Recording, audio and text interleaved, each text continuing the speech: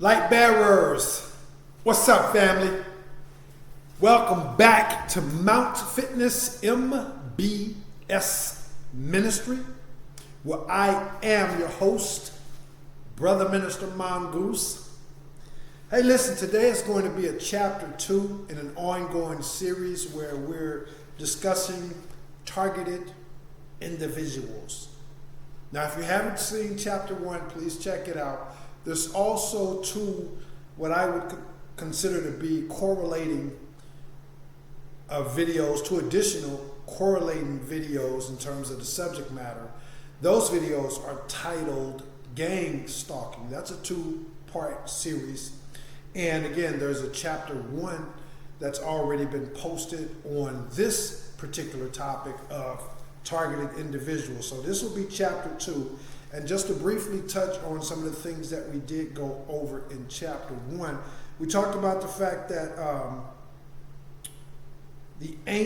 there are angels that are among us that have taken on human form. These angels are both good and or evil angels. So they're one or the other, guys, and it's important that we know this. We gave some biblical precedents or acknowledged some biblical precedents. We talked about the fact that, the sages, the mystics, the ancient religions that predate the Bible and the Quran, and even Hinduism, Buddhism, they talk also about these human beings or these angels that are in the form of human beings. So there's precedents for it throughout, not just the mainstream religions, but throughout history, and that's global history as well when it comes to religion, philosophy, spiritual gurus, the monks, shamans, mystics, etc., etc. So we talked about that in chapter 1. The biblical precedents that we gave was the fact that when the Bible says, be careful or be wise or be sure to entertain angels. Either way, it's putting a significance on making sure that you are in tune with what it is that you're doing, who, what, when, where, and how you're engaging some human beings, because the good book says that some are entertaining or could be entertaining angels unknowing. Now, that could be a fallen angel, and that could be a heavenly angel. That could be a person that has not awakened to the truth that they are a fallen angel and or a heavenly angel. So you could be entertaining an angel not knowing. They could know, and you also could know. This is why the Bible puts emphasis on being careful, being sure, being wise when you entertain strangers, because you could be entertaining an angel who is not aware of the fact that there are good or fallen angels, and you yourself may not be aware that you are actually entertaining a good or heavenly angel or a fallen angel. So we got to be careful when we engage people. You could be helping someone that's actually your enemy, and you could be shunning someone that you should actually be helping. The Quranic precedents that we gave as indication, as verification that humans do, or that angels do take on human form, is the Quran. The Quran, again, in chapter 19, verse 17, it talks about the angel Jabril, which is also an angel that's in the Bible. In both the Quran and the Bible, Jabril is a angel that brings messages. He's a messenger angel. And so the good book, the Quran mentions again in chapter 19, verse 17, that the angel Jabril appeared before the Prophet Muhammad in the depiction, in the embodiment of a well-formed man, and gave him, or revealed to him, the revelation, the message. Okay, so that again, that's a couple things that we talked about in chapter 3. In chapter 1, I'm just going to be brief, because ultimately in chapter 3 or chapter 4, depending on how many chapters it takes, we're going to conclude this message or this series by talking about some signs that you can recognize, some signs and some circumstances that you need to be aware of that could be clear indications that you are entertaining a fallen angel, that you could be entertaining a heavenly angel, and you may also yourself be an angel. So we'll be talking about that as we close out the series. But for now, let's get back to some of the things we talked on in chapter 1. And again, that being, that all of the religions, both those that predate, the most recent religions of, Confucianism, Gnosticism, and all these different things, as well as the current, as well as the religions, the mystical beliefs, the philosophers of the time during which the Bible and Hinduism and all these things were being documented, they all too acknowledge the fact that human beings can be actually angels in human form, good and or bad angels. And so that's something else that we talked about in chapter 1 as well. But here's the thing that all of them agree to, in addition to the fact that not only do heavenly and or falling angels take on human form, they all agree that they're both here as a part of his divine timing, his divine plan. They all agree with that whenever they show up, a fallen angel that's taking on human form and or a heavenly angel that's taking on human form, they're always here by his divine plan, by his divine timing. So his will and his timing is what determines it all.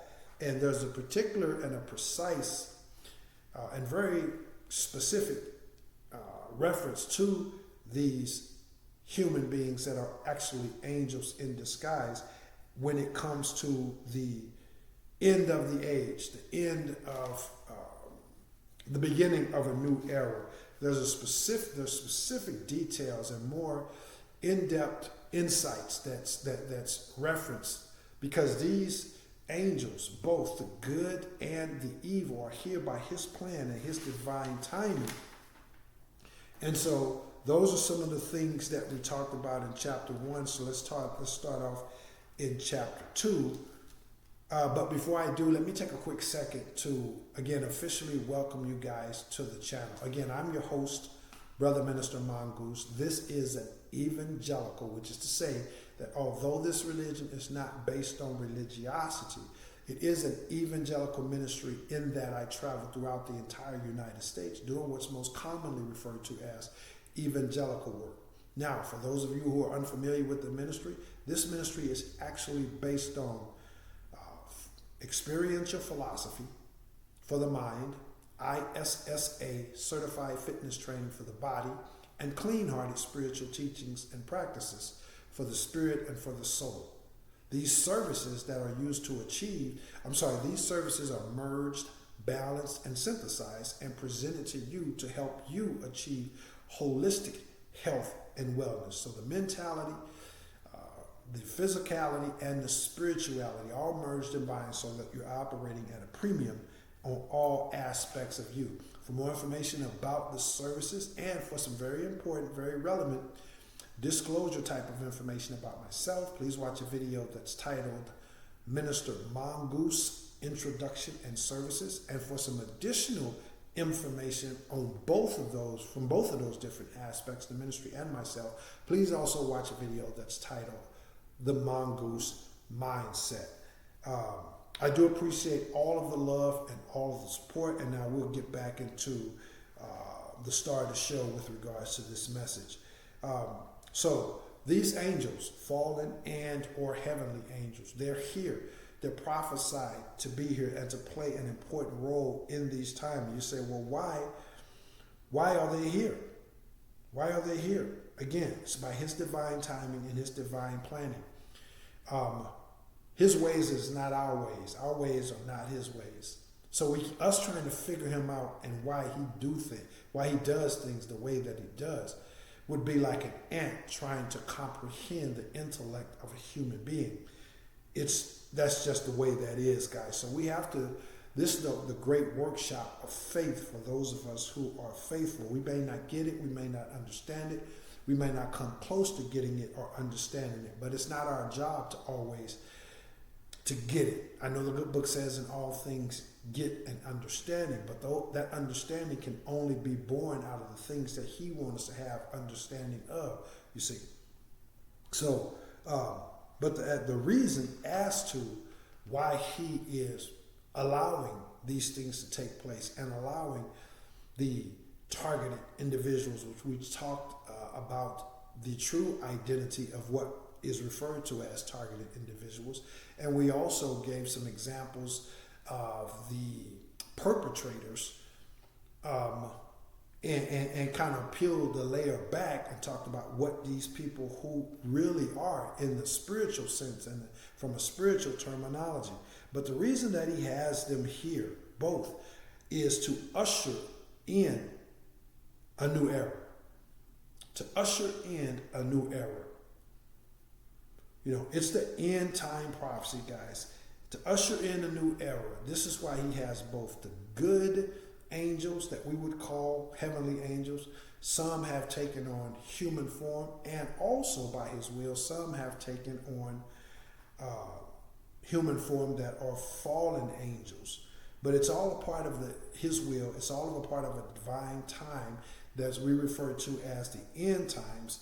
And he's here to abolish evil in its totality and to set up his kingdom right here on earth. So the short answer, again, at the risk of redundancy, the short answer of to who and what the targeted individuals are, and who and what the perpetrators of the targeted, the targeted individuals programming, is that the perpetrators are essentially the sons of darkness, and the targeted individuals are the sons of light. It's really that simple in a nutshell. If you'd like some more information on how you can research and do your own critical analysis in this, then please contact this ministry. I'll be providing you with my contact information here in just a bit. But that's what we are. And I mentioned in chapter 1 also that not all of the targeted individuals are angels in human form. And not all of the perpetrators are fallen angels in human form, but some very well are. That is a truth. That is an undeniable and indisputable fact. So this is why though the perpetrators are singling out, are pinpointing, are targeting these group of individuals that we call the 144,000 light bearers, chosen ones, the great multitude, what have you. They're being targeted because again, it's the end of an era. So the time for those who have been in control of this planet since the fall of the garden, the good book says he has turned the world over to the hands of the wicked, but it was only for a certain time and a certain reason. The reason was that the forefathers of the people that are his chosen people, they sinned against him, they rebelled against him, and they did not honor the covenant that they had with him. So as a result, the sins of the father was passed on to the son for a certain amount of generations. That generation has concluded. So now those whose reign has come to an end are fighting against those whose reign is being reestablished. Those whose time to die, if you will, are fighting against those whose time it is to be reborn. It's no different than if I could give an analogy. I would use the changing of the seasons. Yeah, it may be springtime, but when it's time for Mr. Winter to go, he doesn't go, just pack up his bags and go. Oftentimes it's officially springtime, but Mr. Winter pops his head up. Cold weather, frost, even snowstorms may pop up during the season. That's technically the spring season, and that is because Mr. Winter is essentially fighting against. It's his time to go, but he's fighting against that whose time it is to be born. So we got to keep that in mind, guys. And again, so why he is allowing it is because, again, it's the time. It's the time for him to abolish all evil, all wickedness, and to establish his kingdom come. The good book talks about letting the wheats and the tares grow up together, even though the tares are choking the life out of the wheats. There's going to come a time in which he is going to separate them all. The farmer or the servant of the Lord went out and said, hey, listen, we planted good crop. How is it that tares have sprung up against the wheats?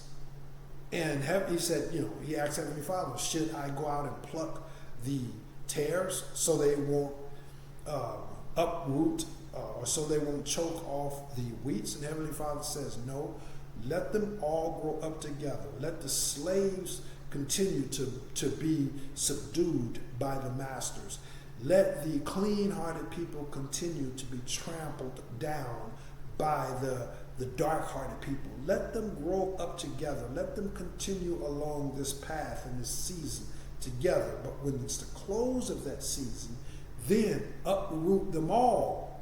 Uproot them all. So all of the evil must be uprooted, and all of the wheats must also be uprooted. The difference is, he says, take the tares and throw them in the fire and burn them. This is what's taking place.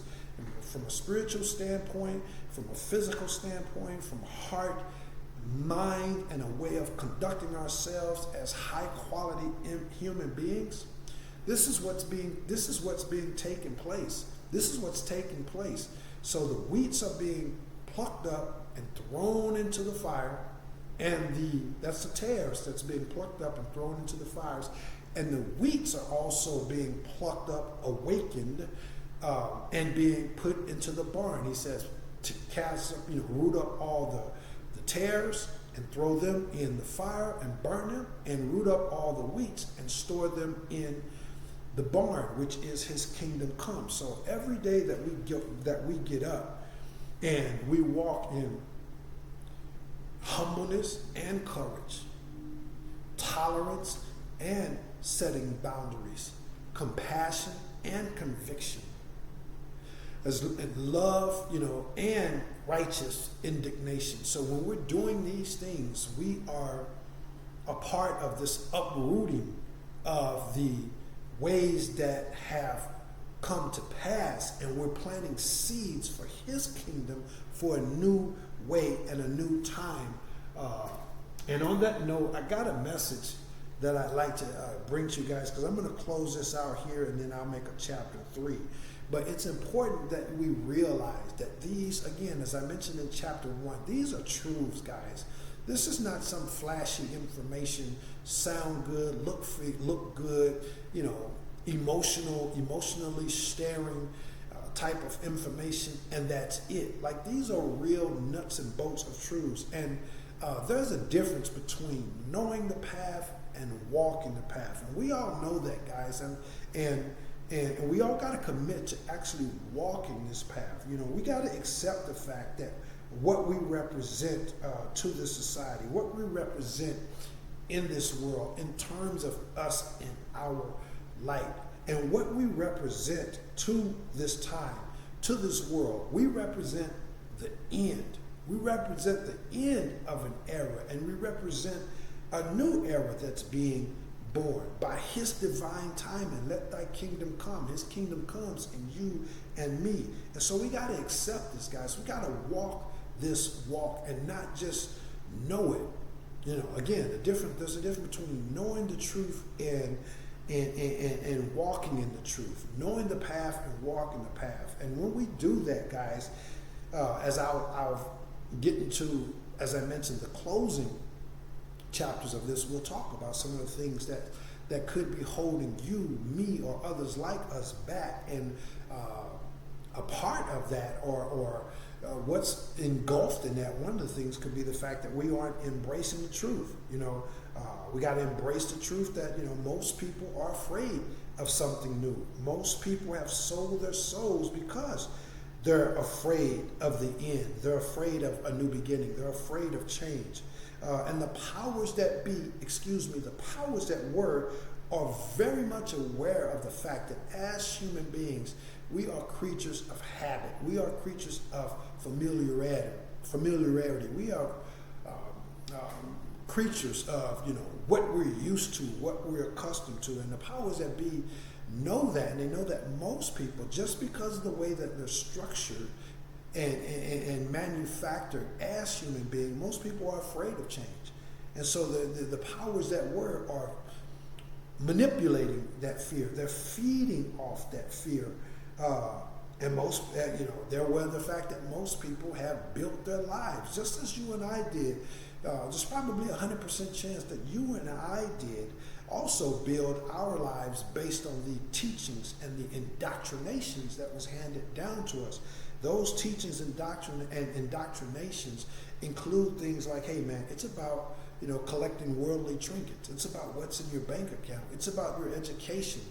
It's about, how many friends you have. It's about being liked. And so it's all those things are considered primary, as opposed to this new era where it's about love, it's about compassion, it's about wisdom, knowledge, and understanding. It's about kindness, it's about courage, it's about conviction and peace and all of these things. So most people, again, have built their lives just as you and I did, whether intentionally or knowingly, whether, abruptly, aggressively, or tacitly. Most people have built their lives on those indoctrination, that it's about things like, greed. It's maybe it's not greed in the sense that we would think that it's greed, but it's greed.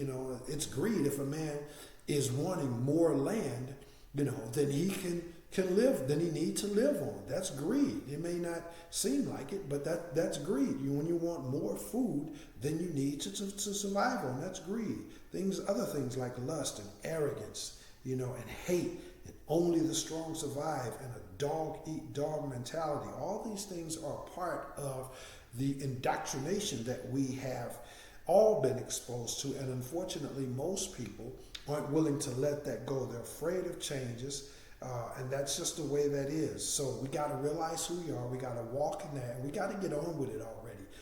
Talking about something that could be holding us back, that's the fact that we haven't accepted these truths. Hey man, when you represent the end and a new beginning, those that are committed to holding on to the old ways, if you'll pardon my bluntness of it, they're supposed to feel bad in your presence.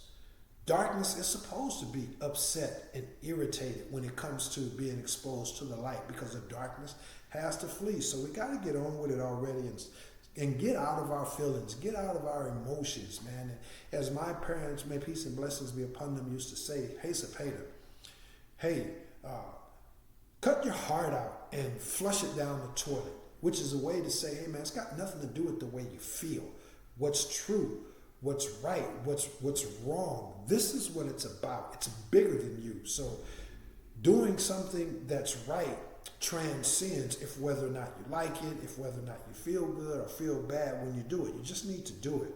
And so again, we need to acknowledge these type of truths. We got to acknowledge the truths too, that it's okay to feel that once you've reached a certain part of your awakening, or a certain level of your awakening, it's okay to embrace the fact that, you know what, you really are disgusted by these people. Like these people really are a turn off, they're a killjoy, they're an irritant, it's okay to acknowledge that. We don't have to sit around here and think that, as Christians, Muslims, spiritually awakened people, whatever it is, we don't have to sit around here and think that it's our job to be, rainbows and unicorn all the time and Pollyannic and, just, loving all the people on the planet. That's not what it's about. The separation of the wheats and tares has taken place, and it's okay for you to realize that you're repulsed. You're turned off by these clowns, what they represent, their attitude, their behavior, their so-called entitlement when it comes to, trying to make you feel responsible for how bad they feel. It's okay to be turned off by that. Get over it already. There's a new saying that I've been hearing flash across the YouTube, and that saying is, I'll paraphrase just a little bit.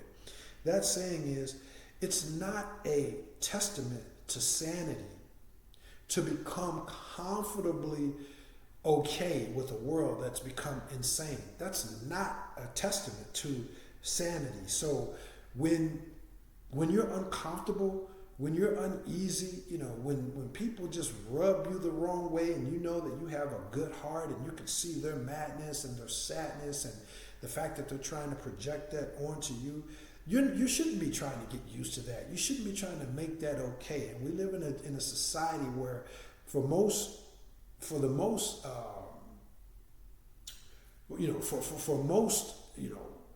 examples, or in most cases, everyone, you should be allowing somebody to be rude to you.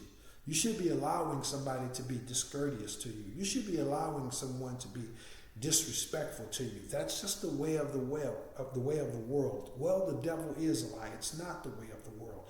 If you're rude, if you're disingenuous, if you're obnoxious, if you want to compete against one of the chosen ones or one of the great members of the great multitude, for no reason in an unhealthy way, then you need to be called out on those things. So stop walking around here thinking that, you need to get used to it. No, you're supposed to be irritated by these clowns and their buffoonish ways. Again, their false sense of entitlement, and thinking that you should dumb down and pretend that you don't know that they're disingenuous. You should dumb down and just allow them to disrespect you and be rude to you and discourteous to you. No, you don't have to fly off the top, and you don't have to overreact, but to stand up for good old-fashioned integrity, good old-fashioned cleanliness, good old-fashioned, honesty, good manners. To stand up for those things is a testament to the fact that you're not okay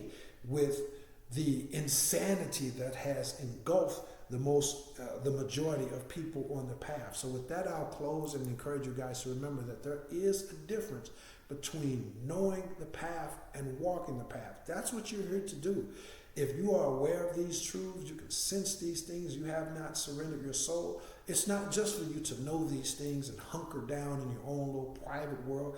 It's up to you to walk with boldness and conviction of the fact that, hey, love is still real.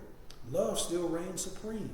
Honesty, integrity, modesty, compassion, these things still reign supreme. And that doesn't mean I have to surrender,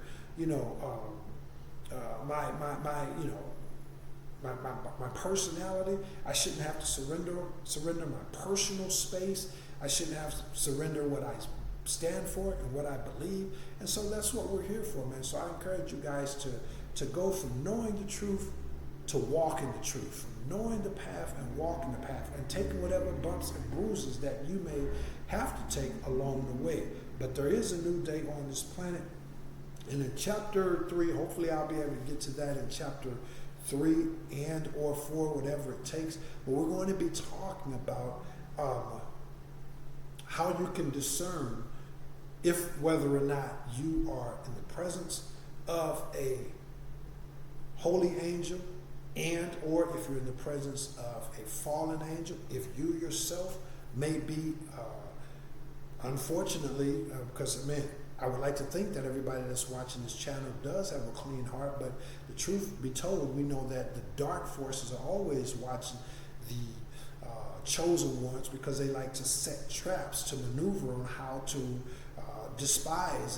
how to confine or how to destroy the chosen ones. But if you are really amongst the light bearers, either way, please know that we're going to be talking about how you can discern whether or not you are an angel of light, possibly, and or if whether or not you unfortunately have allowed yourself to be taken over and essentially become either an angel of darkness. Maybe that's exactly what some people are. And if they aren't either a angel of darkness, then they have opened themselves up to be used as by the forces of darkness. But either way, we're going to be talking about some signs on how you can recognize that, whether it comes to yourself or someone else. And then we're also going to be talking about some of the things that could be holding you back from getting to that next level, that breakthrough that you've worked hard for, that you've earned and that you deserve.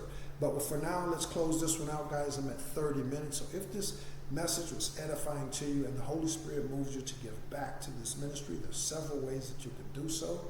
You can begin, if you would please, by making sure that you reach over there and hit the subscribe button if you aren't already subscribed, and also hit the thumbs up button and the share button.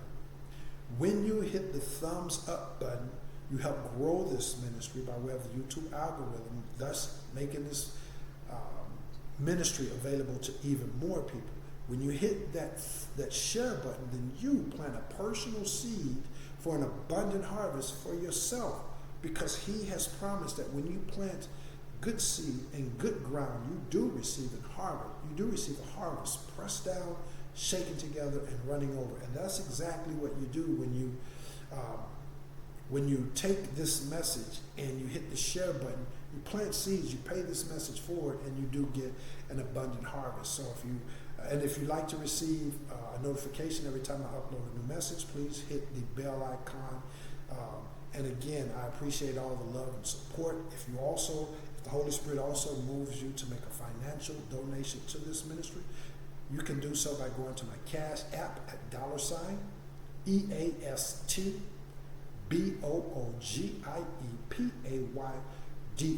I would humbly request that you guys please visit the physical fitness branch of the ministry located at mountfitnessmbs.com. And again, it's an evangelical ministry. It's also important that you know that all of the services can be provided to you right here online. So if you have any questions about the services, or if you're interested in the possibility of recruiting me to come to your city, your state, your neighborhood, then please send me an email at realealmunoz@gmail.com. That's what I got for you guys. As always, I encourage you guys to be smart, be sharp, be strong, and be safe. Be happy, be healthy, be humble, and always be courageous. And always also keep in mind that there are two paths in life. One of these paths leads to death, corruption, and the destruction of one's eternal soul. The other path leads to love, life, purpose, fulfillment, and the salvation of one's eternal soul. In your hand lies the choice, so choose wise. If you are truly a light bearer, then I release into your life an abundance of love, peace, power, and prosperity, even in times such as these. Prosperity, yes, his hands is not bounded, by the economic situation. His love is not bound to what's going on externally. I release these things into your life. If you are a true bearer of the light, I release these things into your life, and the lives of your loved ones. That's what I got for you guys. I believe that's everything. I'll see you guys in chapter 3. Be blessed. I love you all. I am Brother Minister Mongoose, and I will holler back. Peace.